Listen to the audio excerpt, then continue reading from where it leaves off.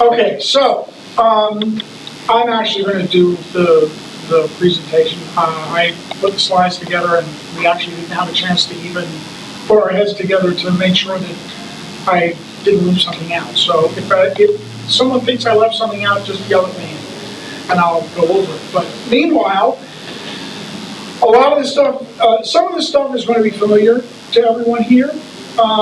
People familiar with Arca Noae, and some stuff is going to be completely new because there's breaking news in this. It's going to happen in this hour. So as you've heard, Arca Noae is the place for new driver development and new software development for OS2. And our goal is, our focus is really on OS2 and OS2 variants, including Ecom Station, running on bare metal. So if your idea of running OS2 is to run OS2 in a box, I mean a virtual box of some description under some other operating system, that's terrific. You probably will not have much need for the stuff that we do. You know, you won't need a new ACPI driver update for that. You won't need new NIC drivers for that. You won't need new USB stack for that. But if your goal is to run OS2 on bare metal, and your 20-year-old compact desk Pro has finally given up the ghost, and you need to run it on something, maybe not of 2015 vintage, but of 2013 or 2014 vintage, then that's what we do.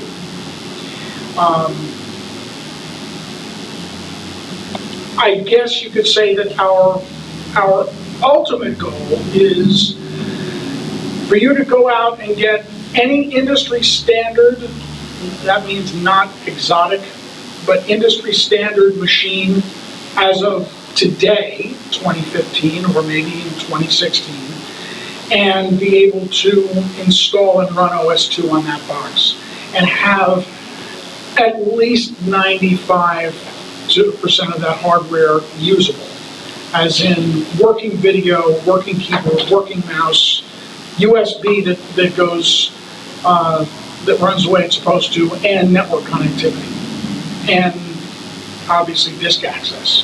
So that's what our thing is. So let's go to the next slide and let's talk about what we're actually up to. So right now, we have a driver and software package subscription that David spoke about before, which is really meant to keep Warp 4 or MCP2, the last version of Warp 4, viable, and it also keeps Ecom Station 1 and Ecom Station 2 viable on modern systems. All of our drivers will install on Warp 4. There is no requirement, when you get an ACPI package in your driver subscription, if you have OS2 Warp 4, there's nothing that comes up and says, I'm sorry, you can't run this. There are certain supported kernels, but not supported, no specific operating system releases that we lock out. Jeff, you had a question? For $3, I picked up and have in the shrink wrap sealed package Warp Server for e-business. Would this update that? Yes, it would. MCP2 is really, at some point in OS2 Warp 4 development, around FixPack 13, the kernels were merged between the Warp 4 client and Warp Server for e-business. So MCP2, Merlin Convenience Pack version 2, is really Warp Server for e-business minus a lot of the server stuff, and unfortunately minus a lot of the nice Warp 4 desktop stuff too. But yeah, absolutely. This would, you could put this right on top of it and get yourself a modern OS2 Warp 4 installation that way.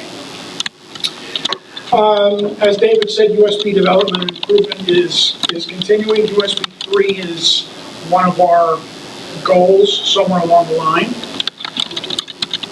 Multimac is supporting more chipsets, and as David said, wireless is in works. And the ACPI allows us to boot on more new systems. Next slide, please.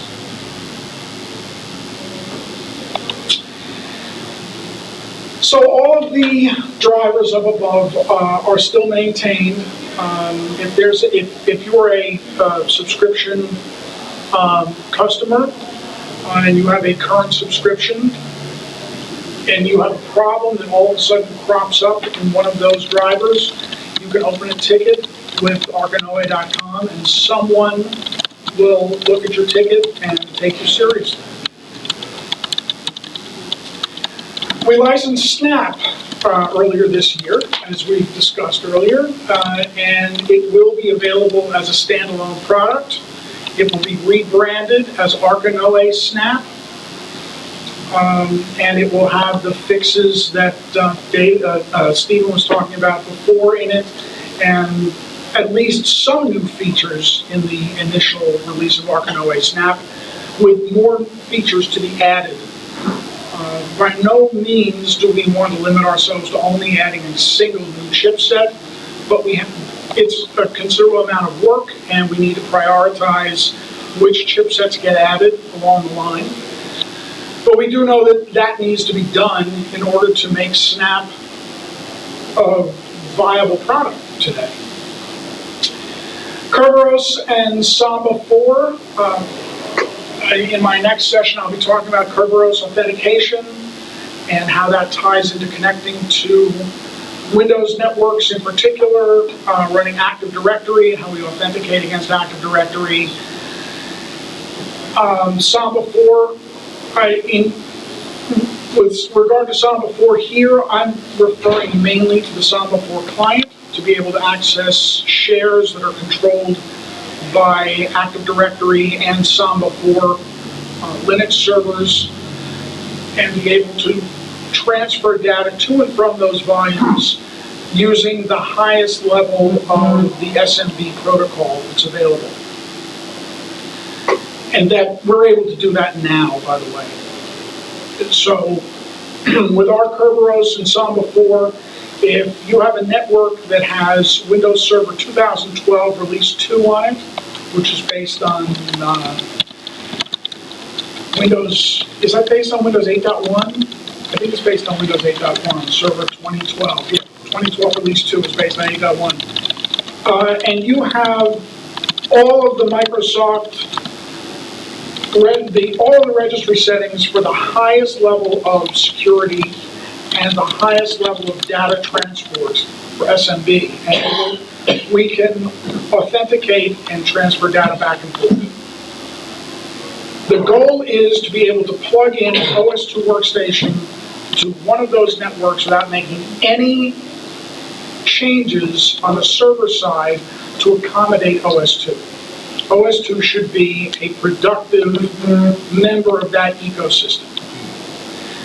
All too often we walk into client spaces and we find that, well, we have an OS2 base, and in order to support the OS2 base, we had to set up a separate server over here that's running Windows 2000.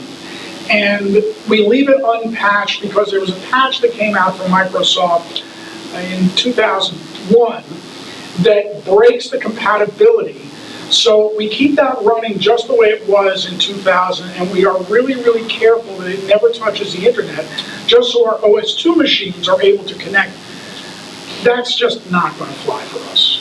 Our goal is so that you don't have to put that Windows 2000 machine in place. Our goal is so that you can take an OS2 workstation and plug it in like you would plug in a Linux box or a brand new Windows machine into that network, authenticate, and get your work done.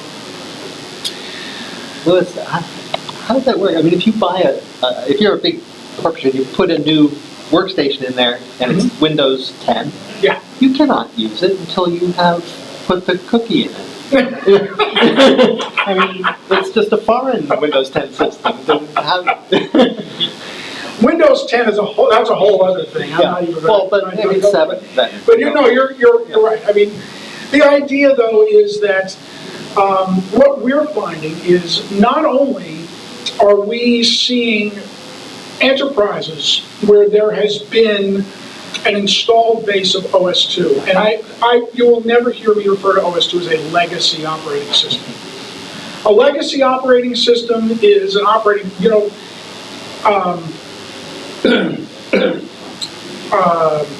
Aramaic is a legacy language because no one speaks Aramaic today. Not true. People People do speak Aramaic. My next door neighbor speaks Aramaic. Aramaic? Yes. Choose another, Sumerian. Sumerian. How's that? Do you know anyone who speaks Sumerian? Okay, but in Jerusalem this year, they are teaching Sumerian. My My stepmother. daughter's not going to take it, she's going to go and study Hebrew there. And another module she's not going to take is spoken Sumerian, never been given. That's a legacy language. OS2 is not a legacy operating system. OS2 is a mature, stable operating system. And its original publisher stepped away from it. That doesn't make it any less viable or of any lesser importance than any other operating system. Our function in Arca Noae is to step into those shoes and pick up that operating system and maintain it to keep it useful. Too often we walk into these shops, there's an installed base of OS2 running. They've made a whole bunch of backward moves or not moved forward on the opposite side of where those OS2 machines are connected. And what's worse, the people who set all of that up, the people who knew OS2 have retired, or they have moved on to other places, and there is no one left there who knows anything about it. And the question is, well, how do you run a mission-critical application on this platform? Well, it just runs. Yeah, we know. So the problem is that OS2's greatest strength becomes its greatest weakness, because as people leave and the system keeps running and there's no one left who knows anything about it, the first time it breaks, there's no one to fix it. So what do? They rip and replace it. Our goal is to stop that from happening. It's very expensive to rip and replace OS2, especially in a mission-critical situation when there are thousands of OS2 desktops out there. It doesn't have to be that way. It doesn't have to be ripped and replaced. It can be just as modern and just as vibrant as anything else, and just as secure, as a matter of fact. So we're working to make that happen. Firefox and other development support for BWW Bitwise Works, who is our sole strategic partner. Who are they? Who are they? Yeah. Sylvan Scherer, Irving Bauernfeind, Dmitry Kumanov. Is Yuri part of it? Is Yuri part of it? Yuri is a part of it, yes. Thank you. I know it's going to leave someone out. And I'm So it's leaving like out- 5 or 6 people? Something like that. Probably half a dozen people. Oh, okay. They're in Europe somewhere? Hmm? They're in Europe somewhere? Austria. That's the base is in Austria. When you download a new build of Firefox, Arca Noae helped make that happen. We collaborate on a lot of stuff. We provide resources for a lot of stuff, and they do a lot of stuff for us. They are our strategic partner. We will continue to support them. We are dedicated to the work that they're doing. Dmitry is just doing amazing stuff with Firefox. We're going to have a Firefox 38 very shortly. And, you say, well, Firefox 47 just came out. Well, extended release. Look at the extended release. Firefox 38 ESR has not been out that long. We're not that far behind. We're actually catching up. And then we have Dave doing SeaMonkey and Thunderbird builds based on that work. So we will have current builds of those things. Of course, the Mozilla Foundation is almost done to Thunderbird what they did to SeaMonkey, and relegated that to the status of a project instead of a product. But that's their problem. I'm not even going to go into the Mozilla Foundation and the things that they do that most other high-end users don't believe are the right things to do. But we're trying to keep a modern browser on the platform.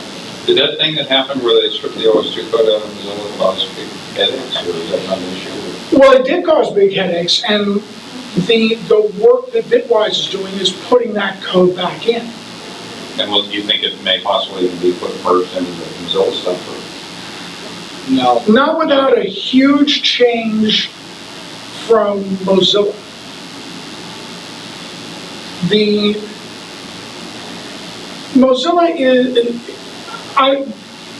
the ecosystem at Mozilla is so large and so complex that I'm not even qualified to comment on how these changes are made, who determines when these things are going to happen, why they happen, and the amount of pushback that they get, and yet they are steadfast in their decisions.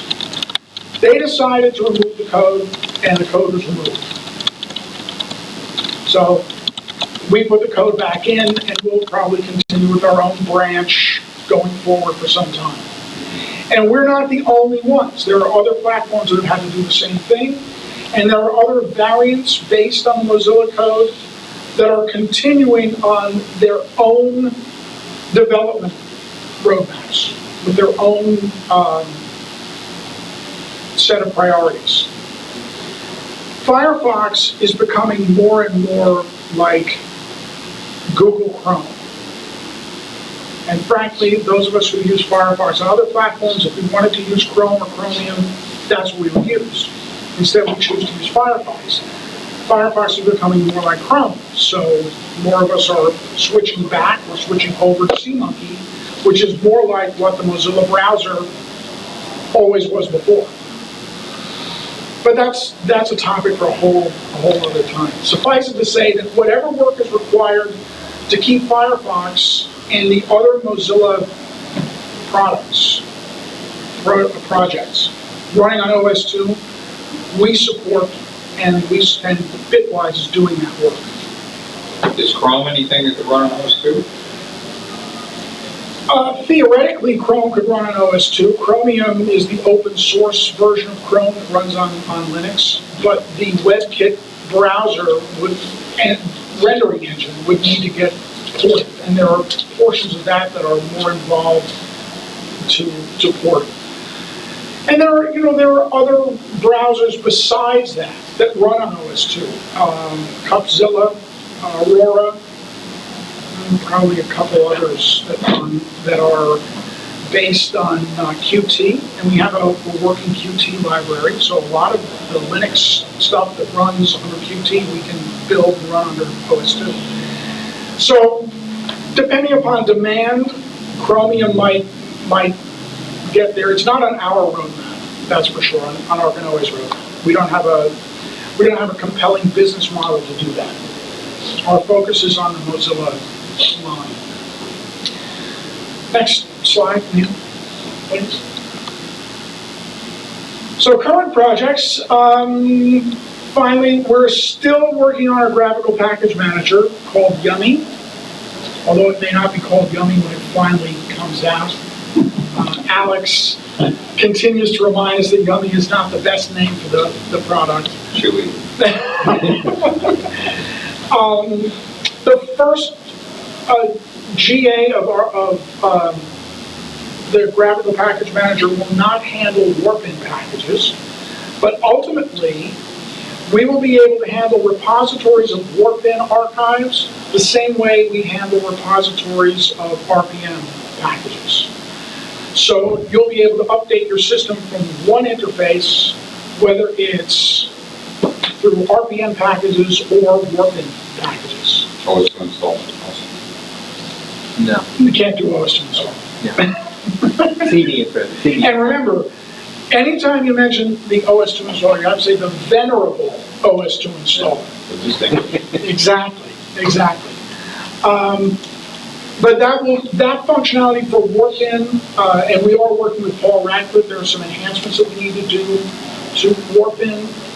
Warpin, remember, was never designed to handle a remote repository of archives and to handle uninstall without the original package being available. Paul is working with us to make that happen, to make that work. Question? Do you have a time frame? For the package manager, Package manager. this will definitely be out before the end of the year. I can say that this will be out This before, year. yeah, before this year's out. Well, Really, what I slowed down with a lot of the development, that's really I'm the project manager on that, and I slowed that one down. That's entirely on me. Alex has been waiting, Alex is the lead developer on that, and he's really been waiting on me for some stuff, including documentation that I promised him I would do. Now you say remote.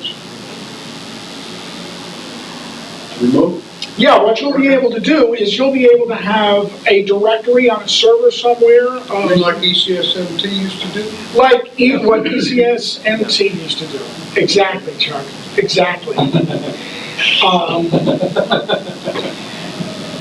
But this will work for Warpin packages. So do ECSMT. So you can point it out. ECSMT do that for Warpin? Yeah, well, it'd go out there and it'd see if it was needed, it'd download it and install it. Warpin packages too? Or Yeah. just the, I Why thought do it you was care? Yeah, pretty much, Isn't that WPI stuff? pretty much anything. But that will be in the, and you'll be able to manage your the way you go into Warpin now and you can manage your installed packages from there. You'll be able to do that through Gummy as well. So it will keep a database of your installed Warpin packages. And those can sit on the internet. That's where you. Yeah, for instance, you'll be able, Arca Noae will have an open repository of packages. They're completely free for anyone and everyone, customers of ours, not customers of ours. And Arca Noae will have an authenticated repository. So if you have a subscription with us, you'll be able to retrieve updates to your subscription without logging into your customer account of the website and going to your my account page and clicking on your downloads to download them individually. You'll be able to use Yummy to, when David comes out with a new ACPI, you'll be able to use Yummy and it will say, oh, there's a new ACPI version out for you. We'll download that and install it for you. You'll be able to get it that way. Yummy also handles, as I say, authenticated repositories. So that repository will be password protected, so only subscribers will have access to those things. It's just as useful for non-authenticated repositories. So anyone can set up one of these repositories for himself and update all the systems in the enterprise using this free tool. But do you plan for people to have some process with Arca Noae so they can submit their software for your repository? We haven't thought that far into it, but I don't see that we have a problem with that. I'd be happy to host other applications for other developers. Theoretically, Free and we paid? should be able to build an index of WPIs available on Hobs, hosted on Hobs, and be able to use Hobs as the repository. That's the level of flexibility we're trying to build into that part of ECSMT it. did that.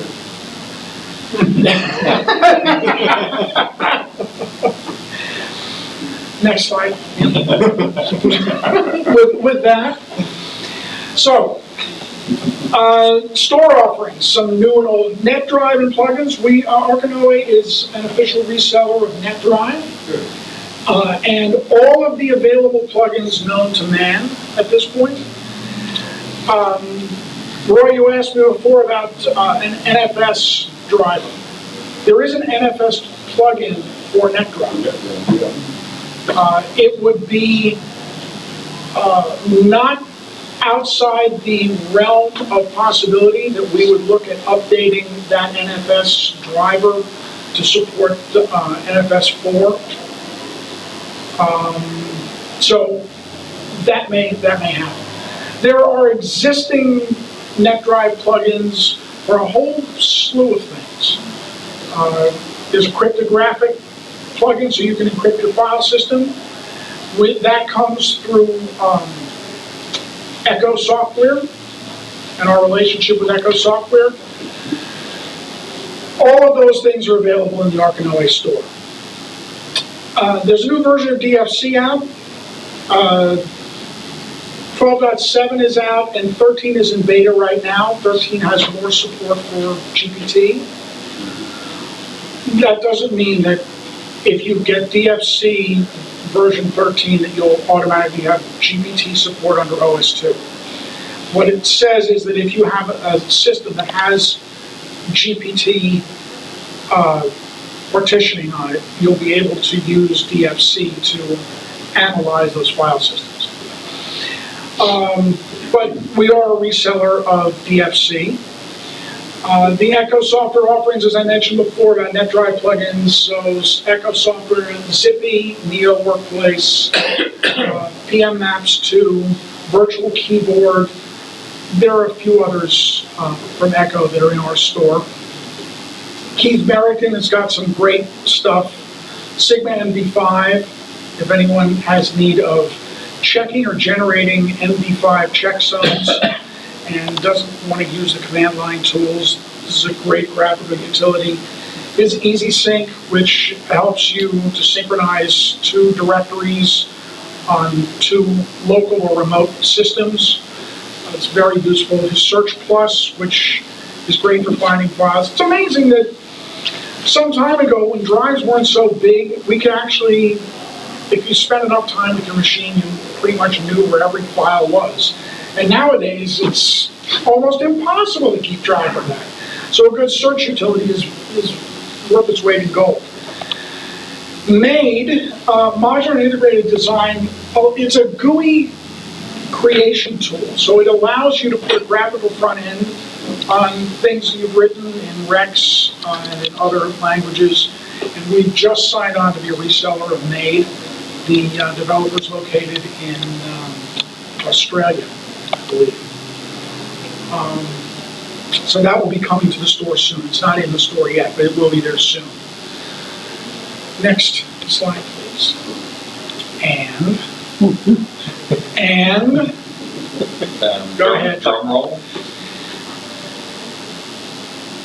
We have signed an agreement with IBM to be able to release our own distribution of OS2. Wow. Previously, the only other company that had been successful in doing that was Mensis. We were able to get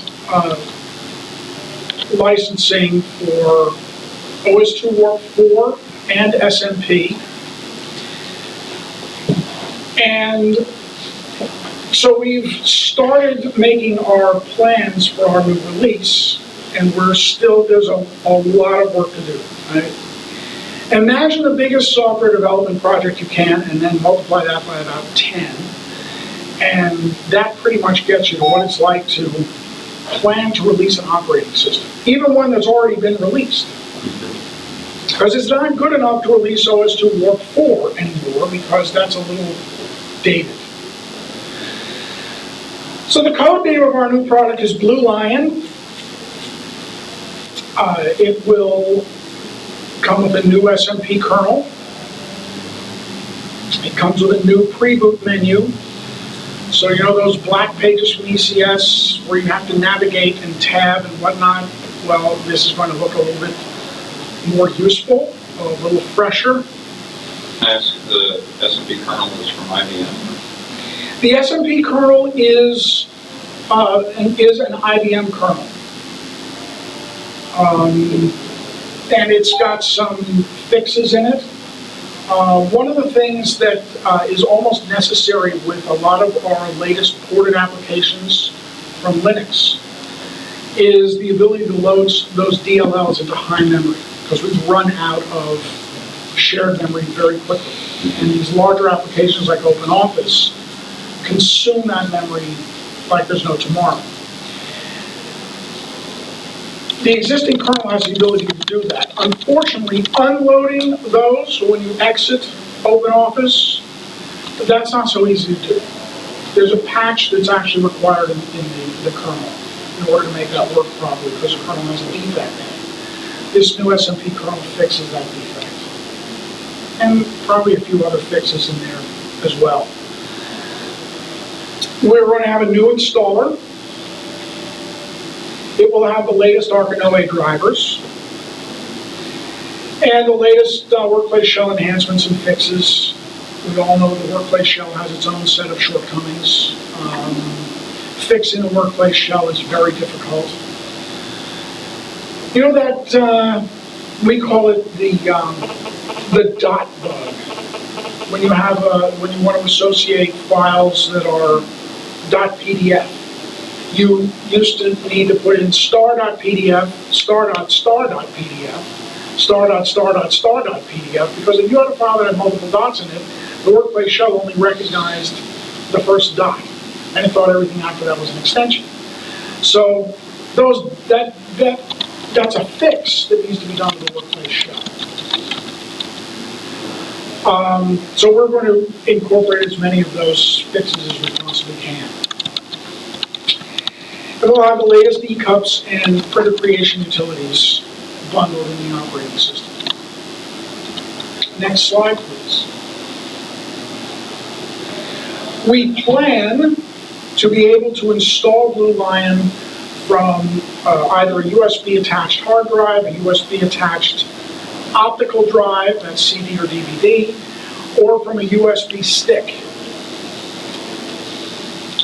As you know, most of the newer notebooks that are coming out, the newer Ultrabook type things, have no optical drives on them whatsoever. And so being able to boot and install from USB is almost a necessity these days. It should be installable across the network. Again, we don't know whether this is going to make it into our first release of Blue Lion, but it is planned for Blue Lion. Extra drivers loadable from USB, so you won't have to fool around trying to find a floppy drive. To put your drivers onto the floppy disk so that partway through the install it will load those drivers, hopefully the floppy disk drive that you haven't taken off the shelf in 15 years. That should be a thing of the past. No more reliance on floppy disks, and I say no more reliance on optical drives. So you should be able to get a distribution of Blue Lion on a thumb drive, USB stick, put it into the machine, boot the machine, install the operating system, pull the thumb drive, and have a working machine. And you should be able to, during the installation, tell the installer that you wanted to apply whatever the latest updates are to the operating system. It should go to our repository, get those latest updates, and install them at the time that you are laying down the operating system. So you don't have to go through the whole process and then get a halfway working operating system, so you can then go ahead and hold your breath while it reboots and then apply the updates. Next slide, please. So Blue Lion will be built on MCP2 with SMP, which is essentially the last version of OS2 Warp 4 ever released by IBM. Again, SMP is an interesting creature because IBM's opinion at the time was that only servers needed SMP support. So MCP2 does not normally come with SMP. Warp Server for eBusiness comes with SMP. We license both components from IBM. It includes other licensed IBM components in the package. So this is not some hack where we just decided to off the cuff make our own distribution and say that it's authentic. We actually have permission from IBM. We have documentation that we are allowed to do this. This is a real thing that's happening. We wanted to protect the investment of those people using OS2. Now, those people using OS2 would be either individuals, such as people right here in this room, or large entities that have 100, 200, 1,000 OS2 desktops. And all of a sudden, that old hardware is dying, and it needs to be replaced, and they need to get a new, if they put the other operating system on it, they would need to put drivers on it. We want them to be able to roll out those new systems with Blue Lion, with a thumb drive, and be able to build new machines, and just churn them out, like they would for any other operating system. And we do plan a discounted upgrade for current driver and software subscribers. So one of the first questions that we anticipated was, well, I just renewed my subscription, and 2 months later you came out with your operating system. Well, where does that put me with my subscription? Because you're telling me I'm going to get all of that with my new operating system. Don't worry. Subscriptions are on a yearly basis. However many months you have available in your subscription, we will credit you towards the purchase of a license for Blue Lion. So that investment is protected as well. Next slide. Now, of course, the next question everyone's going to ask is, all right, when is it going to be here? When is it going to be here? The third quarter of 2016 is our target.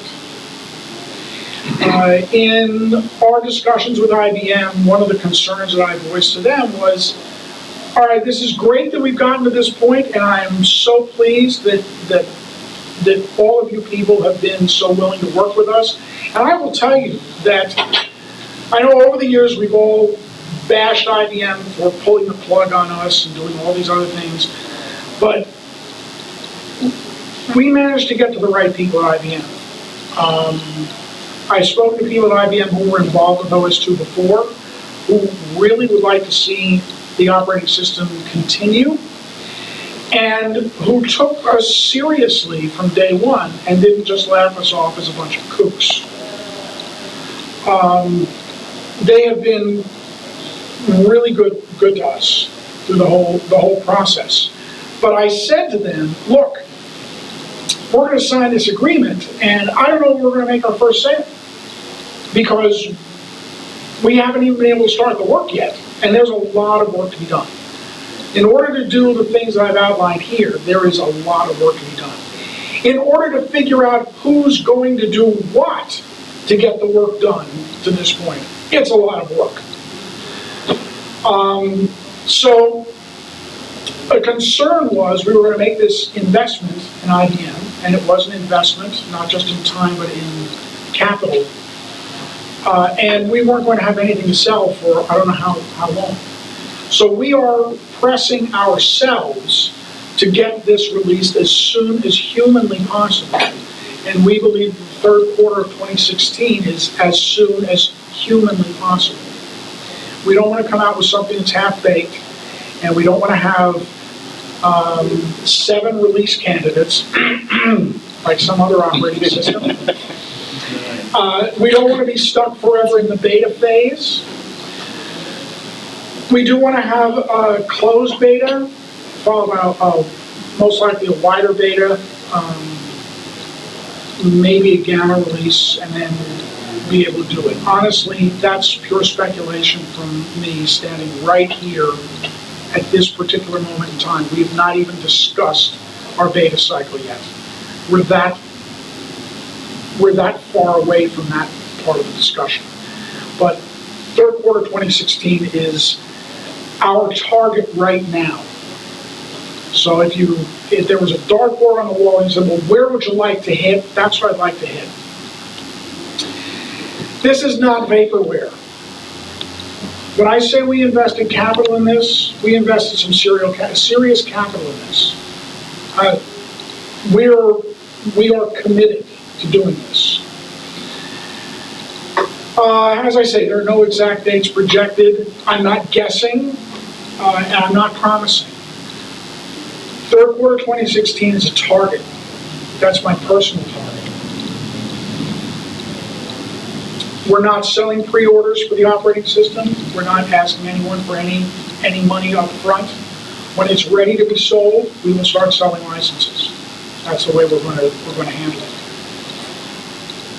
Next one. So, we want to hear from you. We want to know what you'd like to see in the next release of OS2. I can tell you this, Blue Lion is a code name. The product itself does not have a name yet. It will not be Ecom Station. Ecom Station is not our intellectual property. It's not our program. We are not in any way, shape, or form involved with or contracted to do work for or to have work done for us by XEU, which is apparently the current owner of Ecom Station. Our build is our build entirely. This is all separate work, all separate stuff. I have no idea what XEU's plans are for Ecom Station at this point, and I wish them luck, but as of this moment, they are our competitor. They have a competing product. We intend for our product to be better. So please tell us what you would like to see. Whether it's something that you have been wanting since Warp 4 was out, whether it's something that you've been wanting since OS2 2.0, whether it's something you've been wanting since the last beta of Ecom Station, we want to hear about it. So send us an email to sales@arcanoae.com or visit the website and use the contact form there and tell us, because we can't put in what we don't know. I know what my personal things are, and I've heard some other suggestions. I was really interested in Stu's mention of the file open container, because the file open container sort of thing came up in discussion, and I also use Xfile. I'd like to actually get a hold of Codesmith software, or who was Codesmith software? That was, I can't remember the developer's name, but I'd like to talk to him. If any of you know developers of OS2 applications who perhaps don't develop anymore but still have code, I would love to get some contact information. I'd love to talk to these people. And if there are third-party drivers, if you say, you know, I have a Gizmo, and I would love for my Gizmo to work under OS2. Well then, let us know what the Gizmo is, please. If there is look, obviously, if one person in the entire world wants that Gizmo to work on OS2, it likely is not going to work on OS2 unless that one person writes a driver for it. But if a suggestion's made, and it's something that seems to have a viable business case, we'll absolutely look at it and see about finding a developer to have a go at it. So please, if there's something that doesn't work, instead of writing in a forum, you know, I don't want to use OS2 anymore because it doesn't access my toaster. And I get up in the morning and I have to toast the bread myself. And, you know, well, maybe if you tell us, we'll make a driver to support your toaster. Maybe it's a very popular toaster and there are a lot of people using that toaster, and we can, you know, maybe have it make the coffee in the morning too. I don't know, but if we don't know about it, we can't help. So please let us know. Jeff? So, are you prepared to have a little discussion? I have some questions. Absolutely. Just a moment. Okay. Next slide, please. We clap first. So I have several thoughts, and I'd like to hear how they resonate with them. So the first thing, sort of the obvious thing we were talking about is over coffee outside, you know, a SIP client would be interesting. Yes. Because that's something I'm working on now, is the Absolutely. direction the world is going in. And yeah, I think there used to be one, it was a Java SIP client. I've got the documentation somewhere, and we can talk about that. A soft phone that runs on OS2. Yeah, because, you know, I've got a bunch of soft phones on this Windows computer now, but the obvious thing that's missing is the OS2 implementation. Okay, but a couple of questions I have.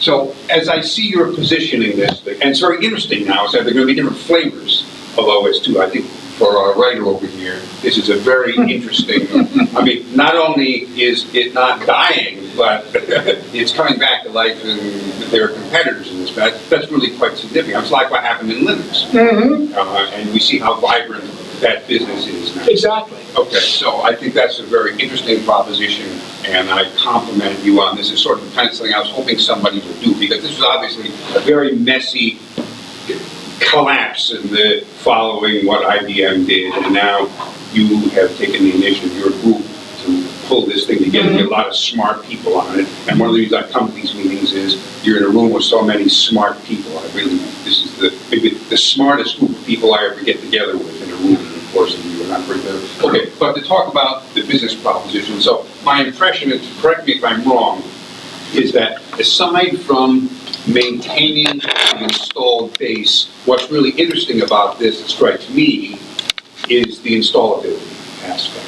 And plus it comes with all the little bits and pieces, which you can get on ECS on that, but it's the installability, the new mechanism, and correct me if I'm wrong on that. And then the second very specific question is, how does the kernel, or will the kernel differ from what's in the ECS package now? And do you get any preferential access based on your discussions with IBM to the source code? Because we've heard time and again from you, from Steve, from other people, there are just problems with the kernel that we can't fix because we don't have the access to the source code. Okay. And is IBM still working on that?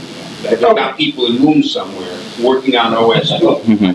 Okay, as of today, there is no one at IBM actively developing OS 2 operating system code.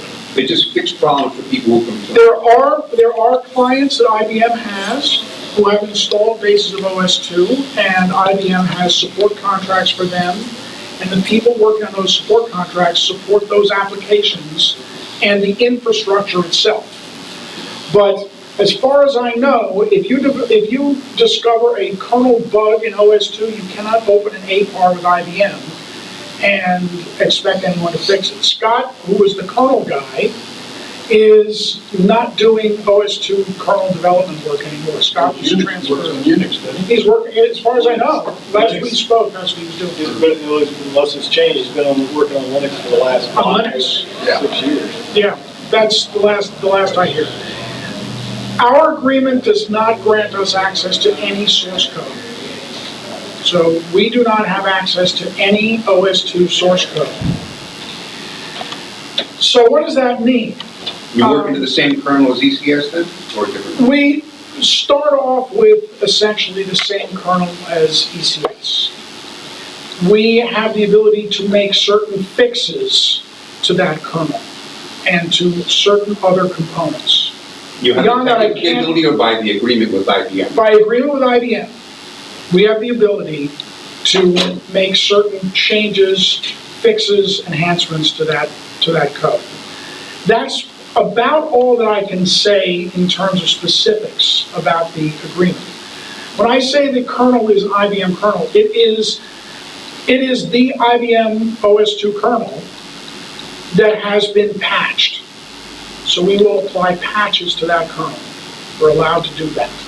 Patches that you did or That we did. provided? That we did. Or you did? Yeah. Are they specifically limited patches or anything you feel like patching? So, when you say anything you feel like patching, as in anything you feel like... Anything within the kernel you feel like patching? Within the kernel, we can pretty much do what we want to do Wow. within the kernel. And what's within our capability, technically, to do without having the source code. There are some other things that we can apply binary patches to address.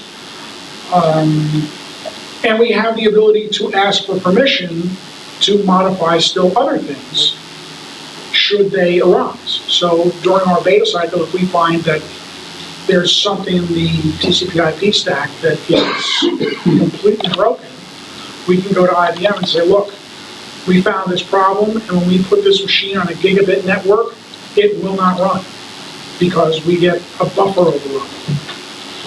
We need the ability to patch, I don't know, TCP/IP 32.0.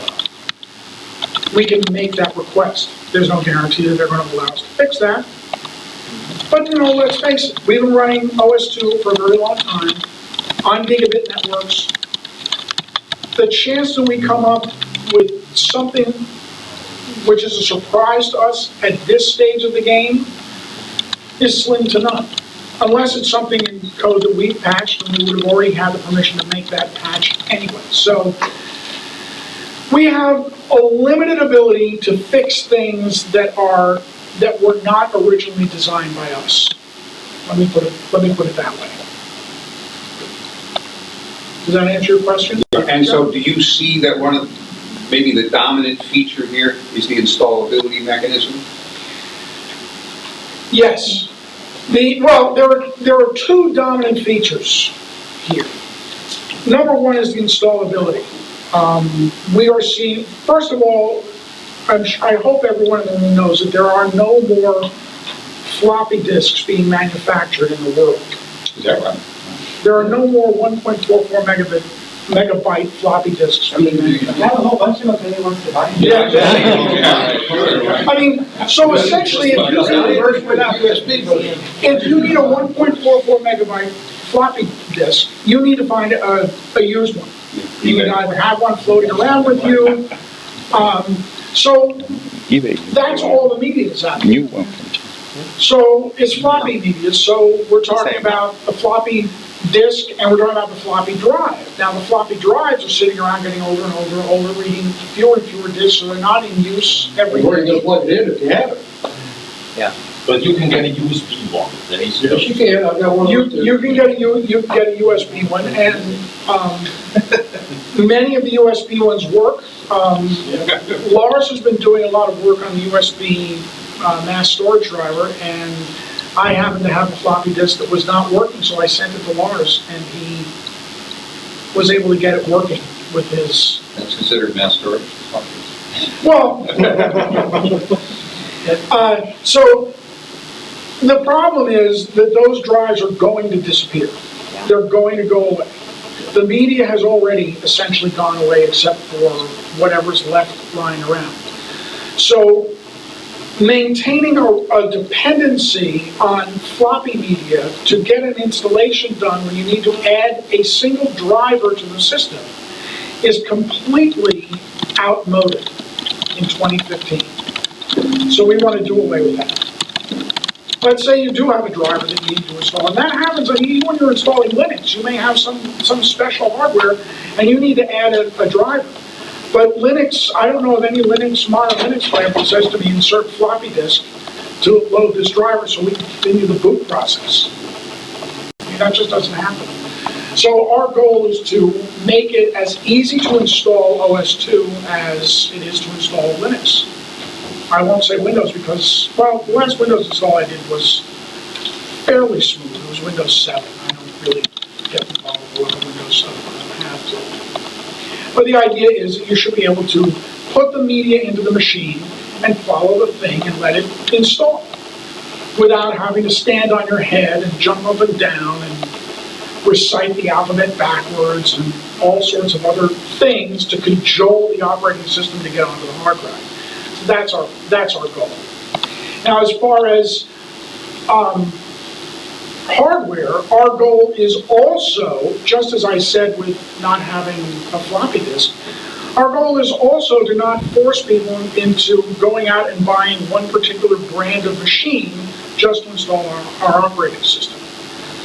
So, yeah, we're all kind of partial to ThinkPads, and that's terrific. But ThinkPads aren't even what ThinkPads used to be.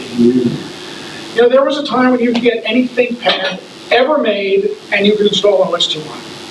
When IBM was designing ThinkPads, even when Lenovo was building them for IBM, you could install OS2 on it, because IBM made ThinkPads OS2 compatible. That's just not the case anymore. Well, our point is, we shouldn't need to look for machines that are compatible. We should be able to look for industry standard machines and install our operating system on it.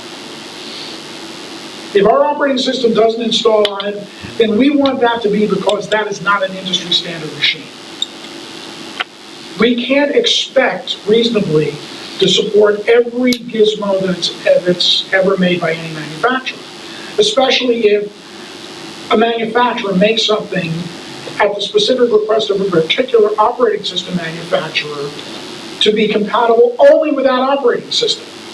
We can't expect to support that, but that's not an industry standard machine. The point of an industry standard machine is you should be able to take a white box with no operating system and install an operating system on it. We just want to be one of those operating systems, that's all. That's really what we're trying to do. Does that answer your question? Yeah, that's wonderful. Thank you very Good. much. I feel better. Louis, Yes, sir. you said the magic word, Martin, you're next. gizmo, Yes. which reminded me, one of the gizmos that I would like to see work is I would like to be able to take any MP3 player or whatever, memory stick, and plug it in and have it work. Even if it's a large floppy FAT32, all that stuff, okay? And, That work is ongoing. Lars has made huge strides with the mass storage driver. We all have issues where people running Windows will hand us a USB stick, and the stick will be formatted FAT32, and it will be a 64 gigabyte stick with no LVM, and you stick it in your OS2 machine, and your OS2 machine says, ba-bing, there's a drive here. And you say, oh, I'm so excited. I found a drive. And you open the drives object, and there's nothing there. yeah. Because we can't read it. Lars has made some huge steps towards making those devices useful for us. So I feel your pain. I really do. We have clients in our office all the time who bring us USB sticks. It has a QuickBooks backup on it. Yeah. And what are we going to do with the QuickBooks backup? Well, we've got to restore the QuickBooks backup to the server. And my brother will take that stick and he will put it into his ECS machine, and he will probably not be able to read it, and then he will call me into his office telling me that there's something wrong. He doesn't know whether there's something wrong with his machine, or there's something wrong with the stick. Really, there's nothing wrong with either one of them. It's just that we can't do that. Yeah. And it's silly. This is 2015. We should be able to do that. We shouldn't have to say to people handing us sticks, well, how is this stick formatted? And can you imagine saying that to a Windows user? What format is on this USB stick? I mean, really? Come on. We shouldn't have to do that. We should be able to handle that stick the same way a Linux machine handles that stick. Take the stick, put it into a Linux box, and the Linux box opens up and it mounts the stick, and there's the stuff that's on it. It's FAT32. That's not even a Linux native format, but yet a modern Linux distribution can read that stick. It doesn't need anything special. LVM is a great concept. Linux also has a concept of logical volume management. It's completely different from ours.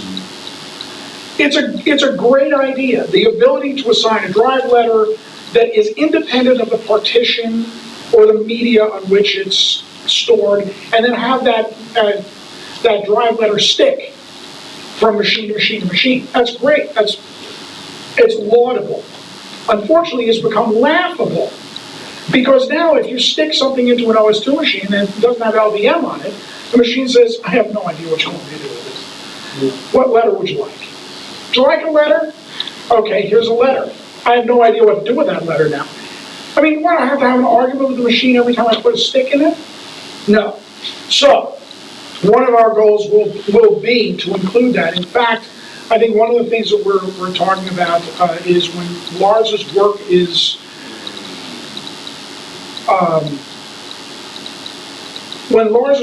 essentially complete, I think David will roll some of that into the USB distribution. David, you want to mention about mass storage at all? I mean, is that what? Talked about it, so. Yeah, we haven't really discussed doing that, but I mean, it would be nice if everyone would be able to install a USB update and then be able to read sticks normally. Especially if you're going to install something. Especially if you're going to install it. Right, exactly. Well, realize the work has got to be done, because we need, in order to be able to install from a USB stick, we need to be able to boot from a USB stick. And we've made strides in that direction. We're almost there. We're close to being able to make that happen. So but those are things that are very important to us. Other than that, I mean, it's work. It's Warp 4. I mean, strip all the other stuff away, that's what it is. We don't need to go through all this just to put out Warp 4. Put out Warp 4 and change the logo on it, right? But it needs to be useful today. And the installer is one of the main things there. Martin? Yes, there is a question on the chat. Yes. That I'm going to try to rephrase it Okay. to understand it. Okay. So, how are you going to differentiate Ecom Station from this Blue Lion operating system? And the other question is, how are you going to work with the developers ecosystem, with the ecosystem of developers that want to develop on the platform? Well, we have a number of developers in the community who have signed on is not the word, but with whom we work closely. We're always looking for new talent to come to us. And I welcome suggestions. If there are developers out there who are interested in working with us, we are very happy to talk to them about what they can contribute to the project. How are we going to differentiate ourselves from Ecom Station? Well, at the core, Ecom Station is also OS2 Warp 4, right? But Ecom Station's installer is different than ours. Ecom Station does not have our ACPI driver. Ecom Station does not have our USB driver. Ecom Station does not have our latest multi-Mac out of the box. Yes, you can add these things to it. Our goal is to make our operating system attractive instead of, if you're looking at, I want to make an update to my operating system. I have Ecom Station 1.2, and I'm either going to go to 2.2, let's assume that 2.2 goes GA right at the same time that the Blue Lion becomes generally available. Well, I've got Ecom Station 1.2 and I want to upgrade.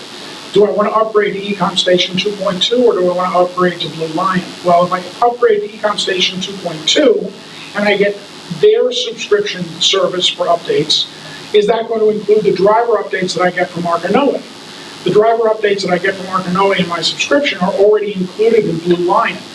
And I will get a subscription for updates in Blue Lion for a certain period of time. So to differentiate ourselves, we believe that we can provide a better value for the investment. That's the real key. I don't know what XCU's plans are for Ecom Station 2.2 at this point. We all know what 2.2 beta looks like, beta 2. But beyond that, I don't know what a GA will look like. So it's hard for me to say how we're going to differentiate ourselves. To a certain extent, that puts us at something of an advantage because they're likely to release 2.2 before we have Blue Lion ready to come out. So we can react to that at the time and say, well, 2.2 is out and it has X, Y, and Z. Well, we're going to do 1, 2, and 3 instead and make ours better than that. Our goal is to beat the competition, plain and simple. But we don't want to do that at the expense of the users. So users need to see that it is valuable to switch over to Blue Lion. That's where we want to compete with XCU. Jeff, you got a question? So something, think about XCU, think about Mensis. At one point, it seemed to me that there was a lot more activity in the OS2 domain in Europe. We hear about substantial cadre of Russian developers, other people in East Europe. We have Mensis. There's the Warpstock Europe is going on, maybe better than this one. I got the impression that there are centers of strength there. How does that, were you thinking about that when you developed your model? Well, it's true that for a considerable amount of time, the focus of Ecom Station development was in Europe. Serenity Systems came out with Ecom Station, and Mensis was doing a lot of the work for Ecom Station, even though it was under the Serenity Systems name. And then ultimately, by 2007 or 2008, Mensis had completely taken over the product. And Serenity Systems really wasn't doing anything. It was a name, but it had really nothing to do with Ecom Station. That development was centered over in Europe, where Mensis was centered in the Netherlands. So it made sense that their developers were closer to them. Do we anticipate a change in that focus, or has there been a change in that focus? We still have a lot of European developers. Bitwise is in Europe. We've got developers all over the world. Alex Taylor right now is in Japan. Paul Smedley, who has been working tirelessly with us on the Samba and Kerberos stuff, is in Australia. So we really have more of a global footprint these days. So is there a shift? Maybe there's a shift away from Europe and around the globe. I don't know that I would say that there's a shift back to the United States, other than the fact that Arca Noae is an American company. We're a Delaware-based company. So you're gonna have to change the name of the company to Arca Noae Global. Arca Noae Global. Your mouth to God's ears, my friend. Your mouth to God's ears. One more, many machines don't load memory properly. There's a little memory hole issue. And you didn't mention that on your listing of, The 15 to 16 megabyte memory hole thing, didn't Danny work out clues to work around that? No, this is a more modern machine than this, or most modern desktops will boot up with perhaps 500. Oh, I know what you're talking about. That. Right. Yeah. David can probably speak more to that problem than I can. But the question is, would you address it? Yes, I mean, our goal is to not have to do anything special in order to install our operating system, and not have it limited to 512 megs. Now, there are obvious limitations. A machine that has UEFI BIOS and lacks a compatibility layer is a problem for us today. And we perceive that to be a problem for us for the foreseeable future. Now, if suddenly in 2016 all manufacturers ceased including a compatibility layer, we would probably take a closer look at that to see what we could do about it. There are some questions about pricing. I know maybe you don't have the We exact have value, not even determined but are you pricing. going to make a better offer for individual or Yes. student use, Yes. since it was a problem of people getting access to the platform? It will be aggressively priced for individual users. Small users, home systems, personal use systems will be very attractively priced. I will tell you that we do not anticipate making our killing in the market on individual users with single machines, especially those individual users who would be considering contributing their efforts to keeping the platform going. Our goal is to reward those people and to encourage them, not to say, we're so glad that you stuck with the operating system, how about $500 for a new version? That almost sounds like IBM, doesn't it? You want to develop for the platform? The tools are only $2,000. Oh, thank you very much. I think I'll go look at something else now. No, our goal is to encourage people to stay on the platform, and one of the ways we can do that is to set our pricing accordingly. So that's in the plan. We don't have any numbers at this point. It's way too early to even our working budgets change from day to day on this thing. There are certain components that have cost us a considerable amount of money. And by the way, Snap is going to be part of this distribution, the new Snap.